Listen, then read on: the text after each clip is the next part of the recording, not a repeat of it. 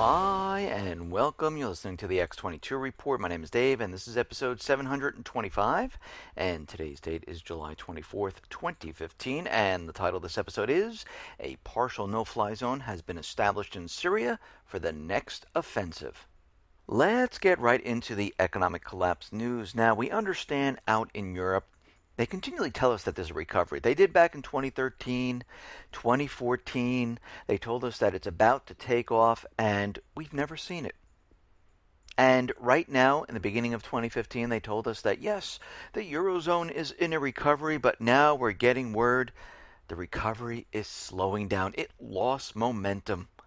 Business activity in the 19-member Eurozone has now eased, and they're looking into the future and they're saying, ooh, the second half of the year doesn't look too good.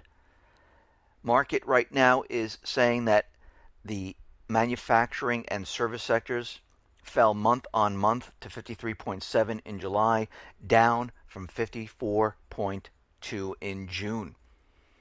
And we can see that the entire economy, the private Western Central Bank economy, is starting to fall apart now. I mean, we've seen the stock market, it has been declining for a couple days now. I think it's down about 600 points. But again, the stock market is not the indicator that the economy is falling apart. That is the last indicator telling us that, yes, everything is done. But we have been seeing economic indicators showing us that this economy is completely falling apart. I mean, we're getting information now that there are more layoffs on the way. We see Capital One, they're going to be laying off people. Newport News Shipbuilding, 1,500 people. John Deere in Illinois, 160. We see Weatherford International, 1,000 more layoffs. Wells Fargo, 91. Hagen, 800 in South California. Anglo American, 6,000 worldwide. IBM has just reported, they're going to be laying off people. We don't know the count just yet. Qualcomm, I reported a couple days ago, they were laying off 4,000. They upped it to 4,700. This is continually ongoing, where companies now are just laying off people. Where, again, are they going to get these jobs? Now, if all these companies are laying off or reporting that they will be laying off, why are the initial jobless claims continually going down? It makes no sense. You're trying to tell me that all these people found jobs in a matter of a week? I know when I went out looking for jobs, you put out your resumes, you go in for a couple interviews. Sometimes it takes 2-3 months to get that job. Some jobs are a little bit faster, but on average, it does take a while. And especially in the summer months, most of the key people are on vacation. And there's no one to bring you in and interview you. So, is this for everybody? No. But what we're seeing right now is a complete manipulation of all the unemployment numbers to convince us that we are fine. We see U.S. manufacturing. PMI remains stubbornly stuck at 19-month lows, unable to bounce back from the bad weather, the port strikes, and everything else they used as excuses. We see employment for manufacturing tumbled. So what are we seeing here? We are seeing a collapse of the system. And every time we report and every time we follow all this information, we see that, things are getting worse. Now, a couple days ago, or maybe it's a week already, they told us existing home sales, they're skyrocketing. But of course, when you look at mortgage applications and you look at where all these existing home sales were being sold, they're only in certain select areas. And most of these homes were paid in cash, not by mortgages, which is hedge funds, investment companies, foreign investors. And now we get information that new home sales completely imploded on itself. And this kind of correlates to what the builders have been telling us, that traffic is drying up. And the new home sales have declined to the lowest level since November of 2014. Once again, the National Association of Realtors is back to its old tricks. The previous data was revised dramatically lower as June data missed expectations by the most in a year. So again, this is what they do. They tell you everything is fine, and then they go backwards in time and they revise the information. And they hope nobody's looking.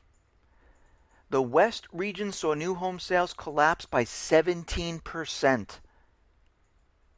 What we're seeing here right now is a complete collapse of real estate. And this is how it started back in 2007, 2008. And you have to remember, this real estate market is completely controlled by the central banking system, not by the people. It was not created by the people. It's not an open real estate market where everyone's out there getting mortgages, buying homes. The bubble was created by the central bankers. They told banks to keep homes off the market that are foreclosed on. They gave free money to investment hedge funds, and foreign investors came in. They purchased these homes in cash to convince everyone that the home market is on the rise once again because prices are going up. But we're starting to see that this isn't true anymore. Because when I look around the United States, I see very strange things occurring. Houses are on the market longer and longer, and they're lowering the prices.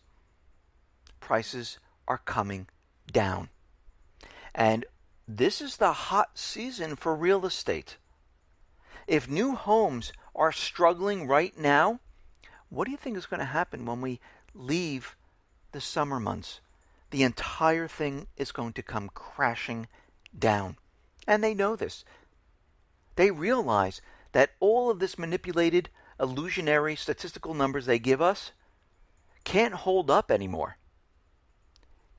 57% of the American people feel that this economy is getting worse. Well, I feel it too. I'm sure you do. We see the world trade data is showing us that something is about to happen. Could be the next economic crisis. I mean, copper right now is used as an indicator to determine the economic conditions and where we are headed. We saw this in 2008 when the price of copper started crashing big time in the months leading up to the stock market implosion. Well, now copper is crashing once again. The price of copper plunged again on Wednesday. Now it is the lowest it has been since the last financial crisis. So what are we seeing here? We're seeing all these economic indicators, and they're conflicting with the statistical illusionary numbers that the government continually puts out. I mean, this is what happened in 2008 when they told us everything is fine, everything is sustained, contained. They used all the key words in there to make you feel good. We're not forecasting any type of recession. And of course, they left the important news out about Bear Stearns, what was going on with Lehman, that all these corporations and banks needed to be bailed out. The subprime securities weren't AAA. Well, we're seeing the same thing happen once again. Wall Street's Wolf Richter says this isn't stagnation or sluggish growth. This is the steepest and longest decline in world trade since the financial crisis. Unless a miracle happened in June, and miracles are becoming exceedingly scarce in this sector, world trade will have experienced its first back-to-back quarterly contraction since 2009. So what are we seeing here? We are seeing the beginning of the slide into a major collapse. Now, of course, they can keep the statistical numbers going. They can continually manipulate them. They can keep us in an illusion. And as long as they keep the stock market being pumped up, people will believe that everything is fine. but it looks like they're having a little bit of trouble trying to keep this market up. Actually, it's Friday, and I'm surprised with the high frequency trading, the plunge protection team. They're having a very rough time keeping the market up. Last couple days, it slid. I mean, if it slid faster, I'm sure they would throw the kill switch once again to stop it and pretend that there was some type of glitch. We see that the U.S. is going to have trouble paying the disability benefits in full by 2016. The trustees of the Social Security have predicted that Disability Trust Fund would fall short of paying money to residents in the last quarter of 2016. Most likely, it's probably going to end up before that period. And that means that 10.9 million disabled workers and children within the U.S. receiving these benefits, they're not going to receive them. And this is going to be a problem. So what they're looking to do is they're looking to take the Social Security Retirement Fund and use that money to fund the disability payments. Well, there's nothing left in the Social Security Fund. They're just creating money and using that to fill in for the payments of Social Security. So they're just taking money from here, putting it over there, then they have to move it from here to there. That's all they are doing. We see the Fed accidentally released dovish confidential market moving forecasts, and they blame a glitch. Yes, all of a sudden this glitch released the information. And it seems like it's hard to believe that there was a code glitch and this information was published on the website. It seems a little odd because their information that they leaked, they were showing like GDP at 2.31 for 2015, 2.38% in 2016. I think it was purposely let out to see if they can push the market back up because they saw a couple days of the market crashing. And they said, we need something to pick this back up because we're having a very hard time with the high frequency trading, the market plunge, the plunge protection team, and it seems like the market continually is now falling and we need to do something. And every time they let information out, it's never accidental. It is on purpose. There's a plan behind it. Because I cannot believe they had this information which was only for their internal use because of a code glitch. It was published. You know how difficult that is to publish the information with a code glitch on a website? It makes no sense whatsoever. We see Russia's national rating agency may consider entering European markets in 2018 and 2019. And we know that China and Russia are creating their own national rating agencies. They're moving away from the private Western Central Bank rating agencies. And we see the BRIC Bank, well, they're getting ready to issue their first loan. And their first loan most likely will be in the beginning of 2016. And their loan will be in yuan, not dollars. Bypassing the dollar completely. And after the first loan, there'll be many more, and it will all be done in China's currency. Now, I talked about GMOs a couple reports ago, and we see that the U.S. House of Representatives passed the Safe and Accurate Food Labeling Act of 2015. And like I always said, every single time the government creates a bill and it says something about safe, patriotic, Affordable Care Act, it's always the opposite. I mean, safe and accurate food labeling?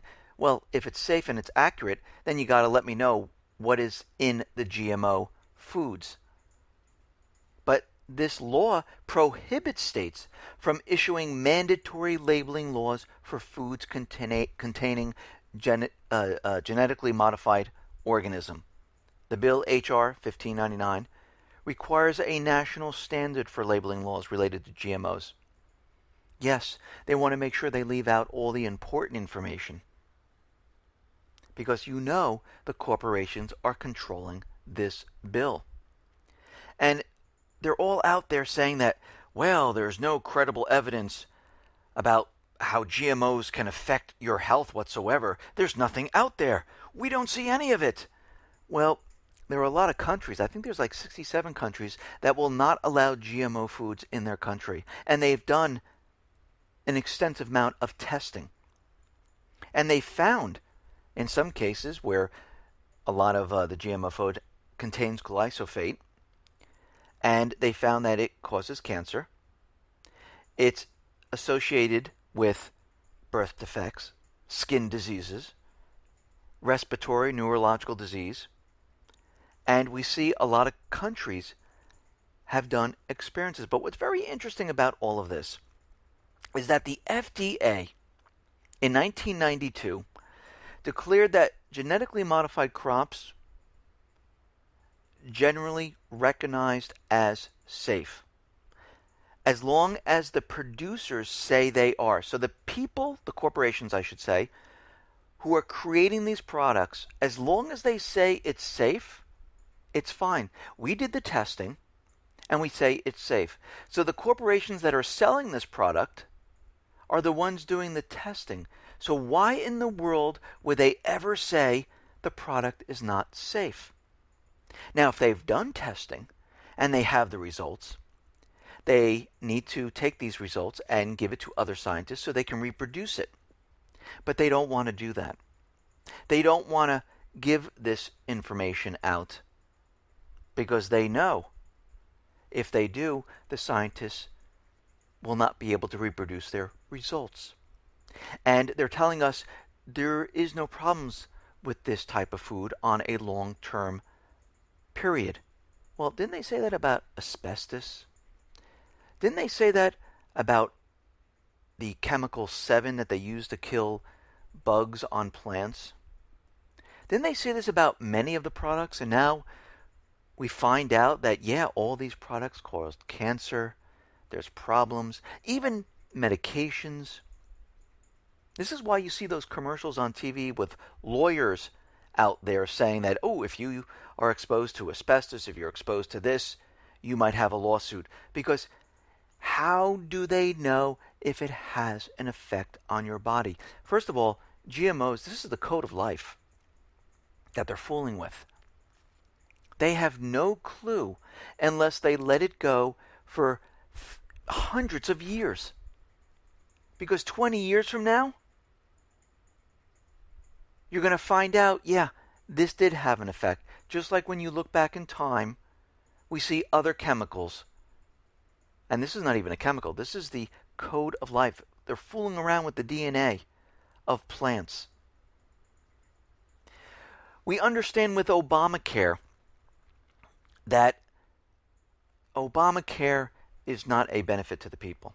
And we can see that insurance companies were behind the bill that became law, which is the Affordable Care Act, which we find out that it's not affordable whatsoever. We find out that the premiums are continually going up. But you can see part of their agenda here. One, of course, as I discussed many times, is to tax the people. But the other agenda is to combine large and small insurance companies into a few, just like they did with the banking system. Because this way, they can control the industry. And if you have 15 insurance companies and they take them and make them into 5 insurance companies, do you really think premiums are going to be going down? Or are they going to go up? Well, I've never seen them go down. I've only seen them go up. Same thing with auto insurance. I've only seen it go up. It's mandatory for everybody. That means there's no competition. Why would there be competition? You have to get it someplace. So if all the insurance companies keep the prices the same, that's what you see. And we see right now that Anthem Inc. said on Friday it would buy Cigna. We see also that Aetna agreed to buy Humana. So we can see right now all of these companies are combining into a few. to actually have a monopoly on the industry, to keep the premiums high, and to continually raise them.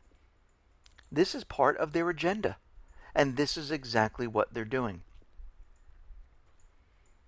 Now we see there was another shooting in Louisiana, and it was done in a movie theater, and it looks like the person who did the shooting is now dead. It seems like he had mental problems, probably come out that he's on some type of SSRI. We can see right now that a lot of this information coming out is kind of sketchy right now, saying that he was tweeting, that he was part of a group that did not like the government. He saw a collapse coming in the economy, and he just, all of this seems like it's a complete setup. The man was 59 years old. But what's very interesting about all of this is that Louisiana has very lax gun laws. And there are a lot of bills that are ready to be signed by the governor, Bobby Jindal. So one of the bills is House Bill 466, which permits cities, parishes, local public schools, boards to provide elementary school students with age and grade appropriate firearm accident prevention and safety instruction, which would be included in the curriculum. And the program is called Eddie Eagle Gun Safe Program, which was developed by the NRA. We see another bill excludes some private property from local shooting ordinances. Senate Bill 133, sponsored by Barry Peacock, excludes certain private properties from local shooting ordinances in heavily populated areas. The exception only applies to private properties larger than 5 acres with no more than one single-family residence. And I'm just curious that these bills are sitting there, and I'm wondering, like with all these mass shootings, we have a couple things going on. The MO is always the same. This person is mentally unstable. They're on some type of medication. They end up shooting up a certain area. They end up dead. And there always seems to be some type of legislation. And another part is it normally takes place in a gun-free zone. So we can see at this point in time, there are other things going on here, because as we can see, and I see Obama out there today, that one of the things that frustrates him is how people can't see that we need to take all the weapons away from everybody, that guns are very dangerous. And we can see they're getting desperate at this time, because we can see all these shootings are starting to ramp up right now, because they realize that this system is completely falling apart and it's accelerating. And we've been following this for quite a while, and this is exactly what we're seeing right now. Now, out in Ukraine, we see the Kiev government right now is looking for ways to have natural gas supplied to their country. They cut off the supplies from Russia. They didn't pay. This is why Russia shut it down. We see now that Ukraine is out there looking and asking other countries to help supply natural gas. Ukraine asked Belarus to review the possibility of gas transit from the Baltic states to Ukraine, because they realize once they start with this offensive, they want to make sure they have natural gas, because this will bring them into the winter. And right now they're fine. It's summer. They have natural gas in their underground tanks. But as they move into the winter and the battle goes on, they want to make sure that they have natural gas being pumped into the country, because they don't want to rely on Russia, because guess what? This is the country they will be provoking. We see the French lawmakers, they visited Crimea. So 10 French lawmakers came into Crimea, and of course Ukraine said, oh, those French lawmakers, they are no longer allowed in Ukraine. So they went to see Crimea, and they said, oh, Crimea is under strict occupation from Russia, people aren't free. And they spent 2 days there. And they walked around freely, they looked around, and they saw no occupation. They said people are free. We have seen that it is a peaceful region. People live in peace. So all those rumors and everything that was been said is turning out to be false, which we kind of knew. Now, what's very interesting about all of this is that the United States continually says Russia is in Ukraine. Russia needs to remove its troops. Russia, Russia, Russia. But what we see is the United States, they have military advisors in Ukraine, military soldiers in Ukraine, training the National Guard. We see the CIA, FBI in Ukraine. Well, the FBI is going to help train the police force in Odessa. And guess what? The U.S. is going to finance the training of all the new law enforcement personnel in Odessa. So the U.S. is financing all this. The U.S. has the FBI, CIA, military advisors, military soldiers. They're supplying Kiev with weapons, loaning them money, giving them aid. And Russia needs to get out. And they're predicting that they can't make the disability payments in 2016. Why in the world is the U.S. financing the training of the law enforcement in Odessa? Wouldn't that money be better spent here in the United States to help the people? But again, the central bankers are running everything. They need to keep their agenda. They need to push on, spread the debt, because that is their product.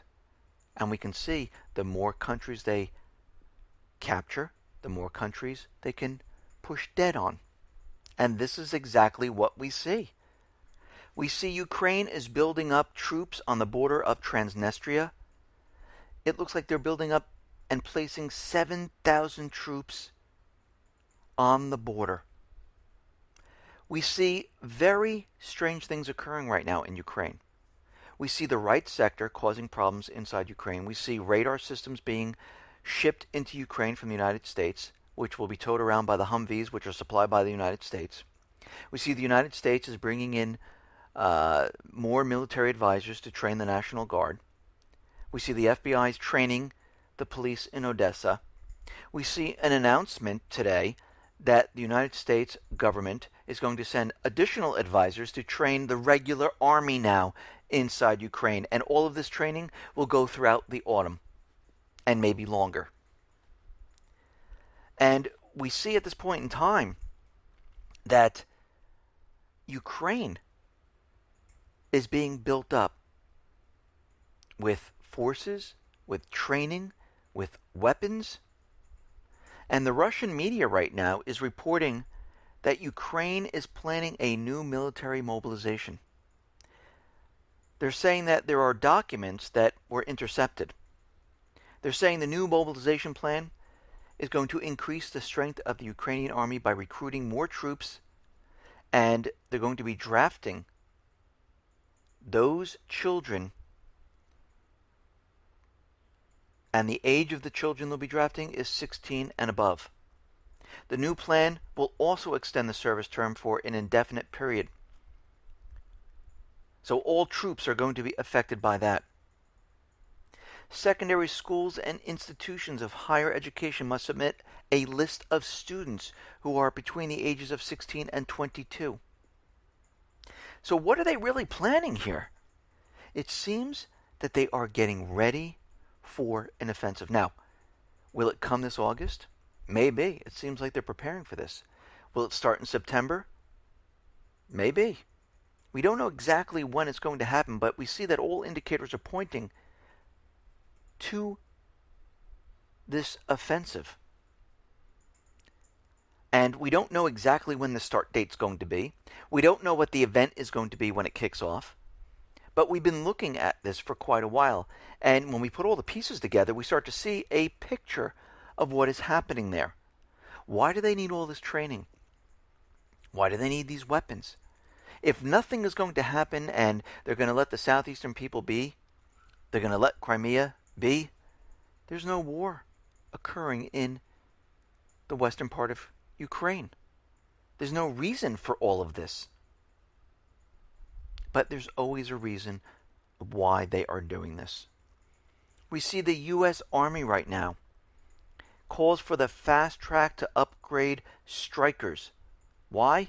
Because they need them to fight Russia. U.S. Army officials are pressing for a massive outlay of money to upgrade the Stryker armored vehicle, insisting they need to fast track it. They need upgrades on it.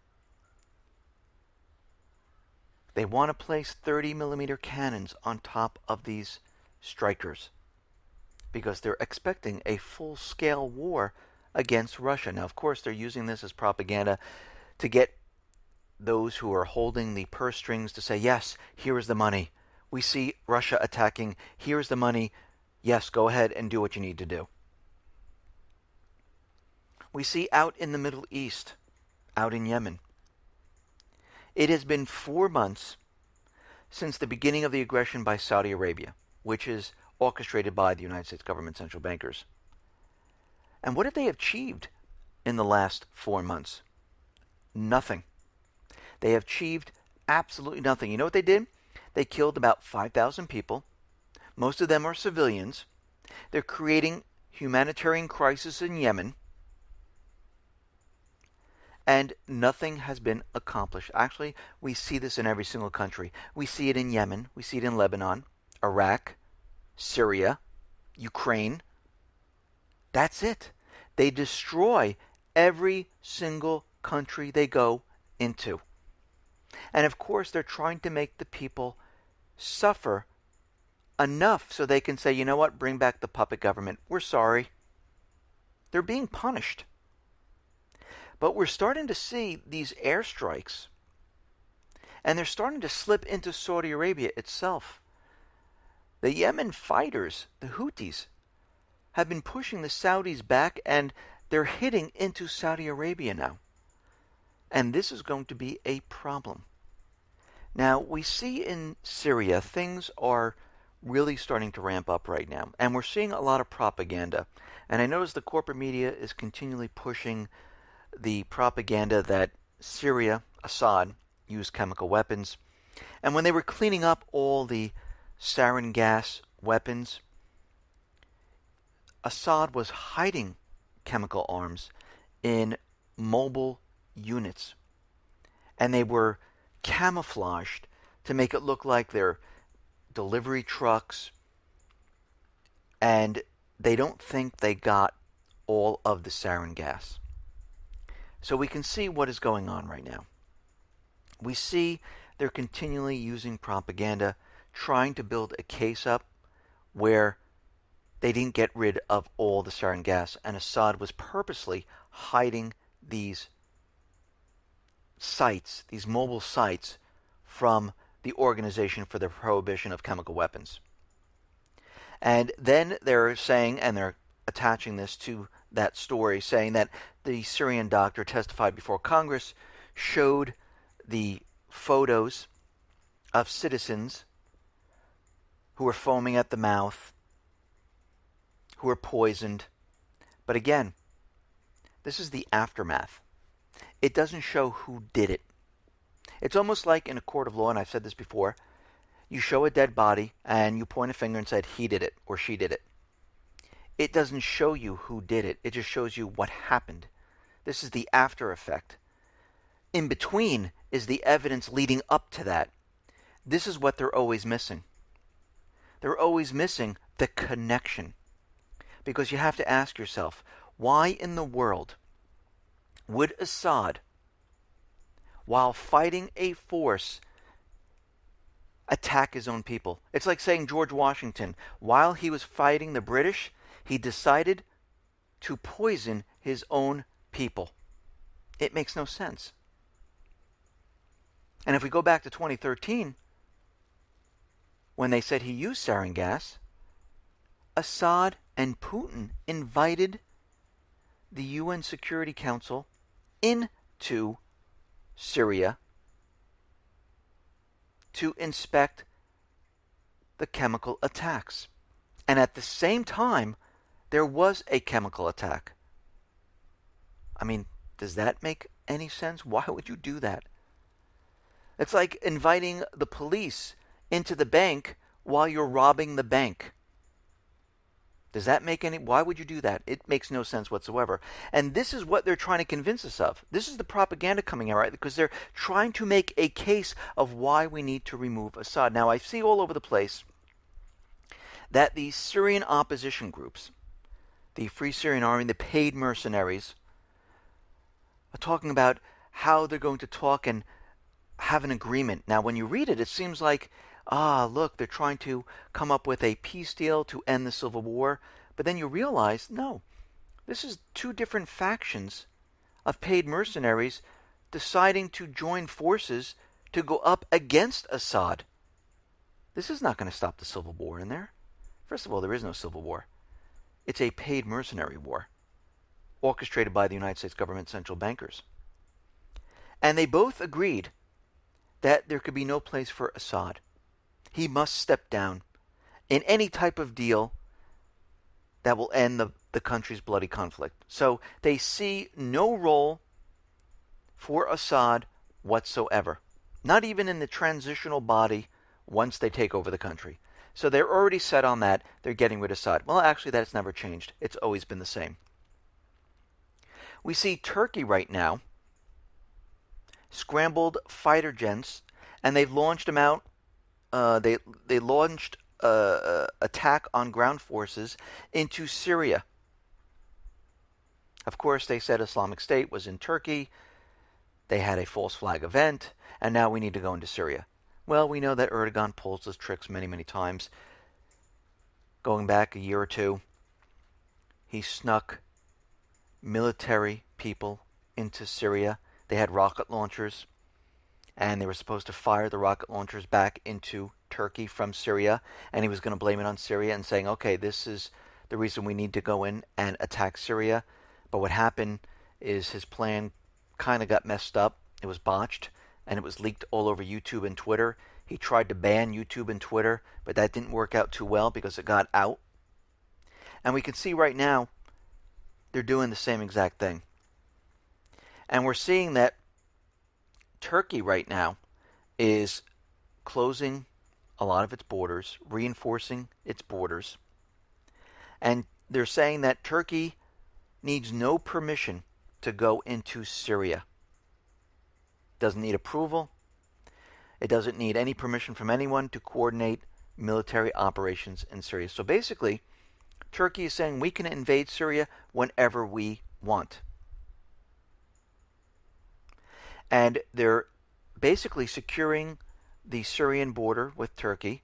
And what they're doing is they're setting up a partial no-fly zone. Now, we talked about this a couple months ago, where this is what they wanted to do. And it looks like Obama, Erdogan, they discussed it and they said, okay, now is the time. So Turkish military sources reported Friday that the U.S. and Turkish air forces had established a partial no-fly zone 50 kilometers deep inside Syria and 90 kilometers in length. It covers all of Idlib, the northern part of Syria, up to Aleppo. U.S. planes equipped with bombs and missiles will be able to use the airbase in Turkey. And guess what? Assad's planes will not be able to enter the no-fly zone. So what are we seeing here? We are seeing a build-up to the next offensive. They've already established a partial no-fly zone. Soon it will be a complete no-fly zone that will cover a lot more of the country. Well, didn't we see this in Libya? Didn't we see this in Iraq? We're seeing the same thing occur. And all of this is being done one step at a time, very slowly. Nothing happens overnight. We mentioned this months ago, and here we are again today. It's happening once more. And we're approaching August, when Congress goes on vacation. And we saw back in 2013 the sarin gas false flag. We saw 2014 the Islamic State move into Iraq and Syria And now here we are in 2015. We see more information about the Islamic State, how they're going to be using drones to drop bombs on sporting events, music festivals. And like I said, when we move forward and they're ready to give the green light, we will see events occur across the country. And they're saying that the Islamic State could use drones to bomb all of these different type of events. And they would be able to time it together to make it happen all at once. And of course, these drones are small enough. They have cameras. They can film the whole thing. And we understand that the reason for this is because the entire system is falling apart. And from everything that we've seen, all the economic indicators, what is happening around in Europe, we see that things are really starting to fall apart. And we're starting to notice that things are ramping up. And this is why all of us, we need to continually prepare for this. I mean, look at the Greek people. One day, they're sitting there, the banks are open, and they knew something was happening. Now, they could have waited. They didn't have to take their money out of the banks. They didn't have to store food.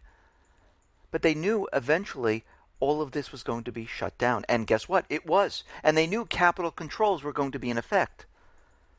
Well, we know that this is going to happen. We know we need to be prepared. I mean, if you're continually buying food, do not stop. If you're buying water, do not stop. If you're buying medical supplies, toiletries, you need to continue. If you haven't done any of these things and you're worried, nervous, well, I would use other companies, something like lifereliance.com. They put everything together for you. They have food storage, water storage, bug out bags, seeds, first aid.